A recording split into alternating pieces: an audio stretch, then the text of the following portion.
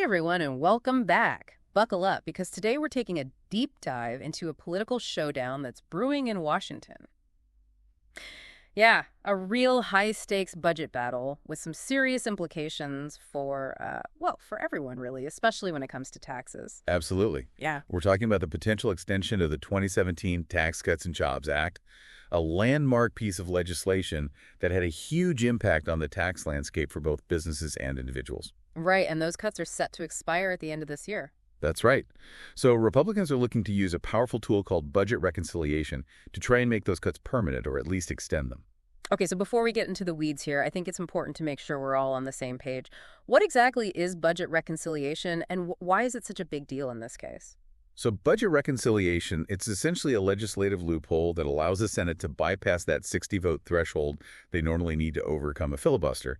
With budget reconciliation, they only need a simple majority, so 51 votes to pass bills that are related to the budget. So that means that Republicans who hold a slim majority in the Senate could potentially push through their agenda without needing any Democratic votes. Exactly. It gives them a lot of power in this situation. So they have this powerful tool at their disposal, and they're aiming to use it to tackle a whole lot more than just tax cuts, right? Yeah, I get. We're talking about a whole wish list that includes increased funding for border security, significant changes to energy and defense policies, and then, of course, you've got some very specific demands coming from President Trump himself. Like what? Well, for starters, he wants to eliminate taxes on tipped wages and overtime pay, ensure that no new taxes are levied on seniors, and, of course, protect those Social Security benefits. It's a pretty bold agenda. Bold is one way to put it. But before we dive into the specifics of what they're actually trying to achieve, I think it's crucial to understand why this is happening now. Why the rush? Well, like I said, those 2017 tax cuts are on the verge of expiring. Right. And if they don't act before the end of the year, a lot of Americans could see their taxes go up, and not just by a little bit. How much are we talking? The Ways and Means Committee has projected a potential 20% tax increase for the average household if those cuts are allowed to expire. 20%? That's a lot. Yeah. So, yeah, I get the sense of urgency. But it sounds like there's some disagreement within the Republican Party itself about the best way to go about this. Oh, absolutely. There's a fundamental divide between the House and the Senate in terms of their approach to this whole budget reconciliation process. Okay, how so? Well, the House wants to go big. They want to pack everything into one massive bill. Tax cuts, border security, energy defense spending cuts, you name it. It's all going in there. So the House is like all in, and the Senate is taking a more cautious approach. Yeah, you could say that. They're proposing a two-bill strategy. Okay, so two separate bills tackling different things. It's exactly. Their rationale seems to be twofold.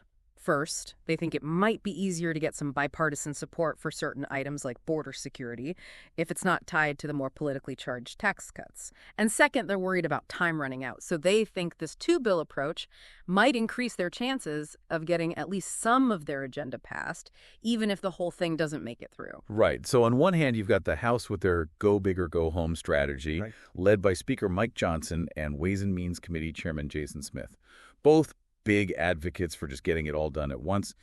And on the other, you've got the Senate with their more measured approach, a two-pronged attack orchestrated by Senate Budget Committee Chairman Lindsey Graham and guided through the Senate by Majority Leader John Thune. Two different strategies, both with the same goal. Exactly, and it makes you wonder which one has a better chance of success. It really does, and it raises a lot of questions. What are the consequences of each approach? Well, with the House's plan, you have to think, is it all going to collapse under its own weight? Can they really get enough agreement on all the different elements, or is the whole thing going to just fall apart? And with the Senate's approach, even if it is maybe more realistic, are they just kicking the can down the road when it comes to the tax cuts? By separating it out, are they just setting themselves up for more delays? Could they potentially miss that crucial end-of-year deadline? All valid questions, and we're going to try to answer them as we dive deeper into this. They've got to act quickly, but at the same time, they have to navigate these internal divisions and somehow get something that President Trump will actually sign. It's a tricky situation, to say the least. It is. We've got these two distinct approaches, the House going all in with a single massive bill, and the Senate opting for a more strategic two-bill approach. And then you've got President Trump with his own specific demands and, a bit of a reputation for being a tough negotiator. Yeah. How does he fit into all of this? That's a great question, and it's one we're going to delve into a lot more in the next part of our deep dive. Stay tuned. So we've laid out the battlefield, but now I want to really focus in on the key players here. Starting with President Trump. He seems to prefer the House's one-bill approach, but how much is he really willing to compromise to get a win here? Well, that's the big question, isn't it? I mean, he's made it clear that he likes that sweeping single-bill approach, but he has shown some willingness to be flexible. Okay, so there's some wiggle room there. It seems so. Eh. Yeah, he wants to get those priorities passed. That's his main goal, and he said he's less concerned with the specifics of how they get there. But let's not forget about that specific wish list of his, eliminating taxes on tipped wages and overtime, pay no new taxes for seniors, and protecting Social Security benefits. Right, those are all key components for him, and they definitely add another layer of complexity to this whole thing.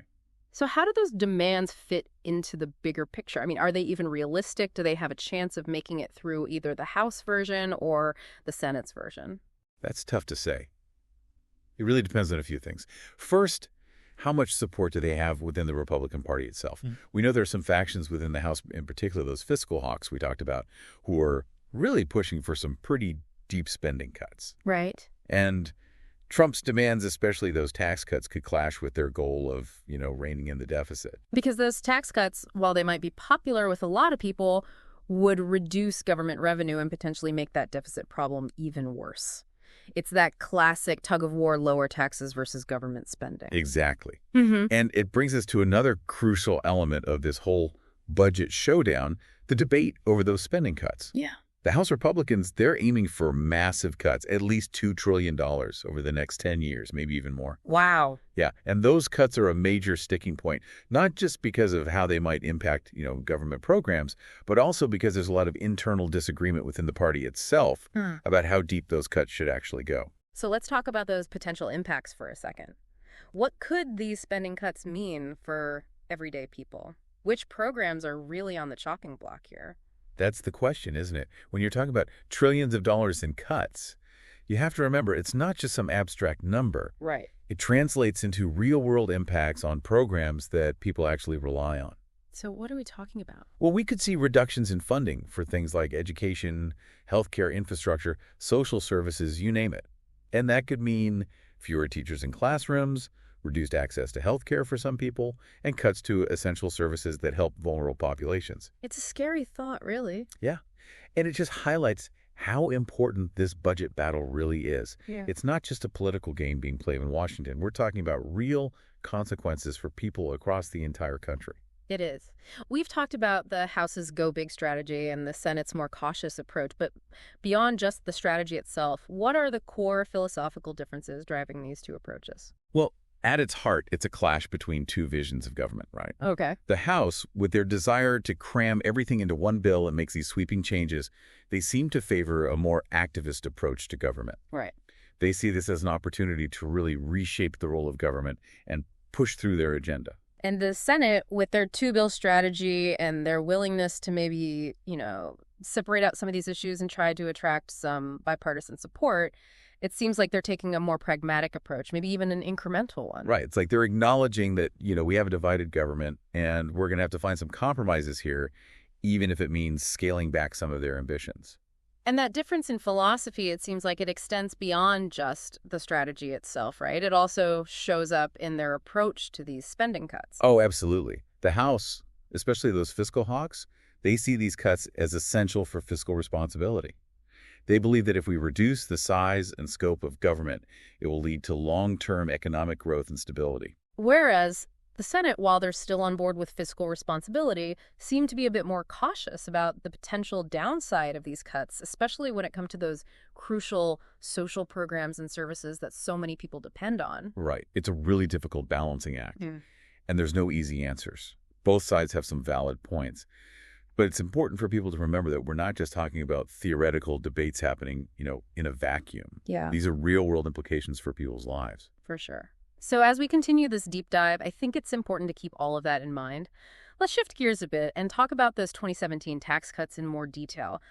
What were the key provisions of that legislation, and how did it impact different income groups? Well, that's a great place to focus, because understanding the 2017 Tax Cuts and Jobs Act is essential for grasping the stakes of this current budget battle. The legislation made a number of significant changes to the tax code, including... So it sounds like those 2017 tax cuts had a pretty big ripple effect across the whole economy, impacting businesses, individuals, and the federal budget itself.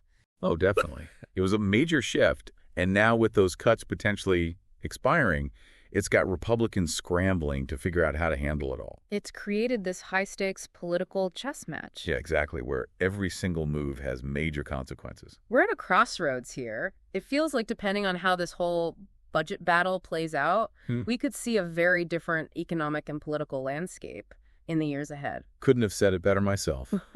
The choices that are made in the next few weeks and months, they're going to have some lasting effects.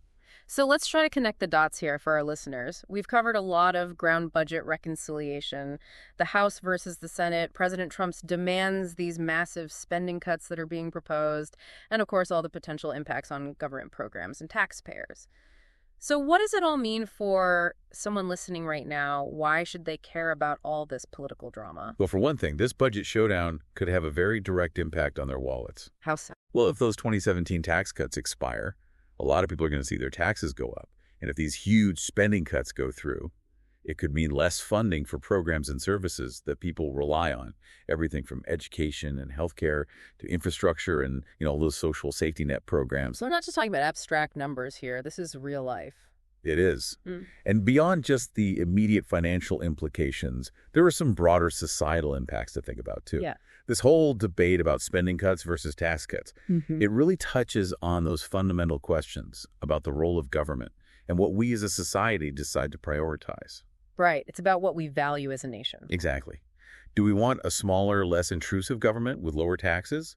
Or do we think it's more important to have a strong social safety net and well-funded government programs, even if it means we have to pay higher taxes? Big questions, tough choices. There's no easy answers. And it really comes down to individual values and priorities. So it sounds like you're saying it's important for people to really engage in this debate. Absolutely. Make your voices heard. Let your elected officials know what matters to you.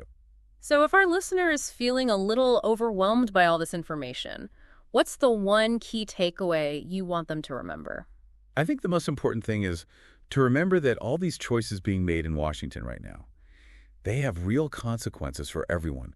Stay informed, try to understand the different perspectives and all those proposals being thrown around, and think about how it might affect you and your community. It's not over yet, right? Right. This is an ongoing process. Right. Things are still developing. There are going to be more twists and turns, negotiations, compromises.